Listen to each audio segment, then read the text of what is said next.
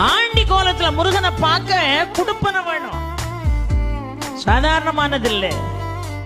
இந்த படி ஏறி போகும்போதே மேல சுவாமி தரிசனம் பார்த்துட்டு கீழே வருவாங்க பாருங்க, அவங்கள பார்த்து எப்படி இருக்காருன்னு கேட்பான் நம்மாளு.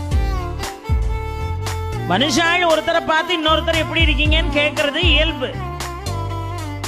இவனே இவன் பாவத்தை தொலைக்க பழனி மலை மேல ஏறிக்கிட்டு இருக்கான், அங்க இருந்து பாவத்தை தொலைச்சிட்டு கீழே வர்றான் பாருங்க, அவனை பார்த்து அவர் எப்படி இருக்காரு. இப்ப போக முடியாதுன்னு என்னமா அவர் ஆண்டி கோலத்துல இருக்காராம், உன் கதை அவ்வளவுதான். இவன் உடனே படி ஏறின பய கடகடன்னு கீழே இறங்கி வெளியே வந்துருவான். பழையபடி இட்லி சாப்பிட்டு காபி எவ்விய குடிச்சிட்டு பழையபடி ஏறுவான். ஒரு 2 மணி நேரம் கழிச்சு இப்ப எப்படி இருக்காரு, இப்ப போகலாம்.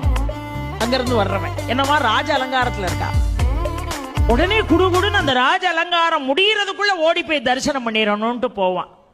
பெரியோர்களே, பூர்வ ஜென்ம புண்ணியம் செஞ்சிருந்தா மட்டும்தான் ஆண்டி கோலத்தை தரிசிக்க முடியும்.